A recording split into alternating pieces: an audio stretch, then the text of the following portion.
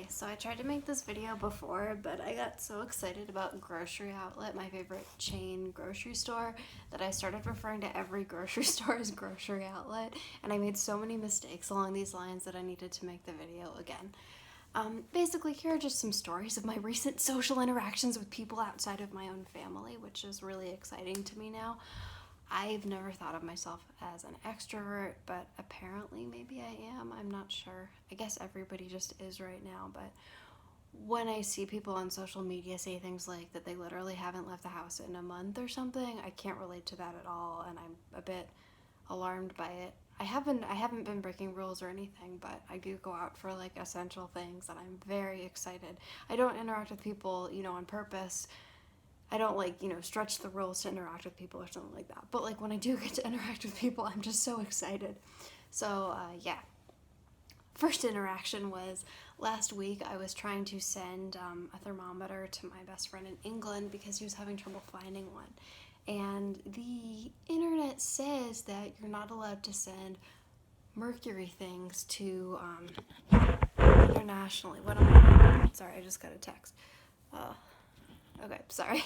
So, internationally, you're not supposed to send mercury things, but I did not have mercury in the thermometer that I was sending, and the instructions didn't say anything about not sending thermometers in general. So I sent it. I went to the post office and I sent it like with a post office worker that I talked to, and then it got returned and it just had a note that was like hazardous material thermometer. So I was really annoyed, and I guess I don't know why, but I had this really strong sense that I was just going to face one of those like stonewall bureaucratic things where they just like have no empathy for you, or just where it's kind of this machine where like you don't really get to talk to anyone who's being human towards you. So I was really frustrated. And I went to the post office, and the post office worker gave me a refund, and I was really touched. That's what happened. Like, he even sort of acknowledged the fact that I might try to sneakily send the thermometer without labeling what it was. Like, he was like, well, even if you label it, like, they're still gonna x-ray it. And he said that, like, it didn't really make sense, but he was like, maybe they're trying to, like, keep mercury out. Maybe they're trying so hard that they just, like, won't let people mail any thermometers, even though it doesn't make sense. And then he was like, well, I can give you a refund. So I was really touched, because I almost just went there because I wanted to be mad, and I, like, didn't expect to get a refund. We were both wearing our masks, so I think I said before, I was like, how can people interact with each other and have like human connection and stuff with masks on? But I do feel like it is possible, and that's nice. Yeah. As of today, we legally are required to wear masks in San Francisco, and I think we're allowed to not wear them when we're exercising. And I hope that's true, because like when I go on walks for like pleasure and exercise, it's not pleasurable to have my face covered up, and like when I'm hiking, walking up hills and stuff, that kind of, maybe this means that I should have like a more breathable mask than my Vogue mask, but when I wear the Vogue mask, it gets very hot in there and like stifling. So I like really wouldn't want to be like walking up a hill with that mask on. However, I went out today and I did see some people hanging out and walking around without masks, but like lots of people did have masks on, so I'm slightly afraid that like not wearing a mask out like 100% of the time is going to become like socially unacceptable and I'll like have to do it, but I'm kind of hoping that's not the case, which I realize is kind of spoiled of me. My second story is that I went to Grocery Outlet a few days ago. If you're not familiar with it, Grocery Outlet is my favorite grocery store chain. So much my favorite that I accidentally referred to all other grocery stores as Grocery Outlet several times.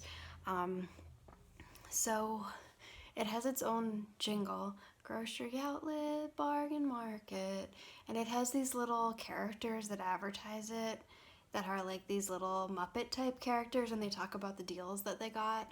Grocery Outlet basically sells things that are not wanted by anyone else.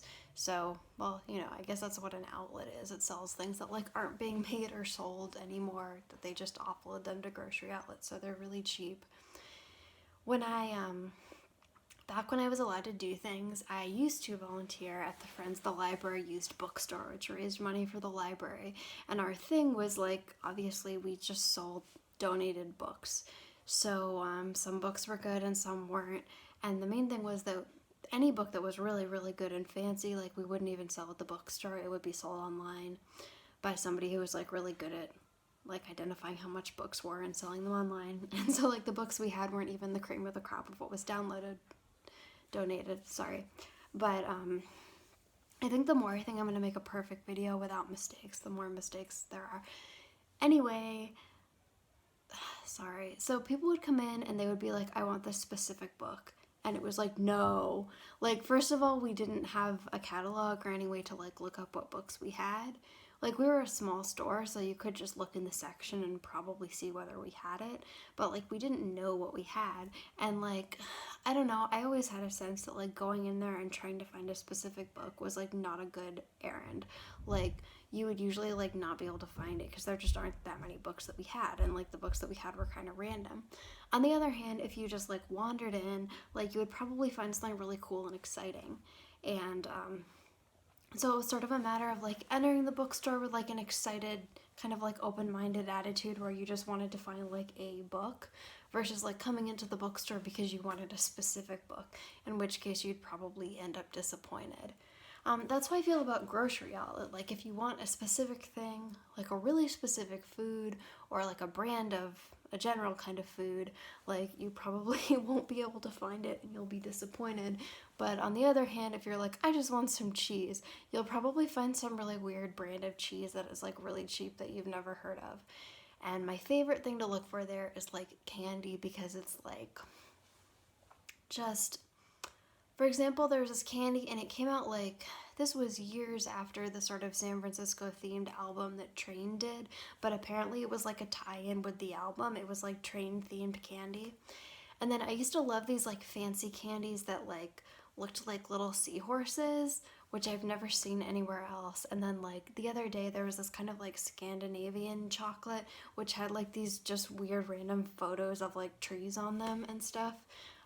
There's also always something called cosmic brownies, but you just find weird things. Like there was the Secret Life of Pets candy a couple of years ago, like at the exact point when like no one was thinking about the first Secret Life of Pets or the second Secret Life of Pets.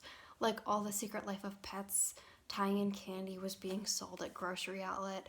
And then like the other day there was like unicorn Kellogg's cereal, and it was like one time only unicorn cereal. I don't even eat cereal, but I was really tempted. That's like the danger of going to grocery outlet. Like the idea of being like, okay, like it's April and I really want to buy this like St. Patrick's Day themed thing, because like something about the sadness of that just appeals to me. Yeah, so I went to grocery outlet. Everybody was wearing masks. And sorry, just to go back, the second to last time I went to grocery outlet, there was no social distancing line. And most grocery stores here now, I mean, they all have that long line where you have to wait 6 feet apart. And, you know, when someone gets let out, somebody else gets let in.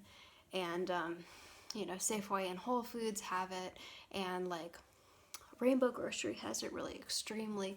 Rainbow Grocery is this, like, grocery store co-op in San Francisco that is like owned by the workers and is like vegetarian and organic and only sells like the most ideologically pure products. I don't mean to be down on it. I like it and it's like a cool, fun place, but like because of the fact that people are like into going to Rainbow Grocery, like that means that like of all the grocery stores that have like a really long social distancing line in front, this one has like the longest, because people who are like into going to Rainbow Grocery like won't go somewhere else. So there's just like this really long social distancing line that goes on for like blocks, and so I haven't tried to go there since this all started, of course, and I won't. So when I went to grocery outlet the second to last time and there was like no line or anything like that, and I just went in like in the old days, I was like, wow, I've never been more happy to be into grocery outlet. Like nobody's excited about going to grocery outlet and nobody's going out of their way to go there. Well, that has all changed. I went there the other day and there was a long social distancing line. And the weirdest thing was that grocery outlet had this very strange policy.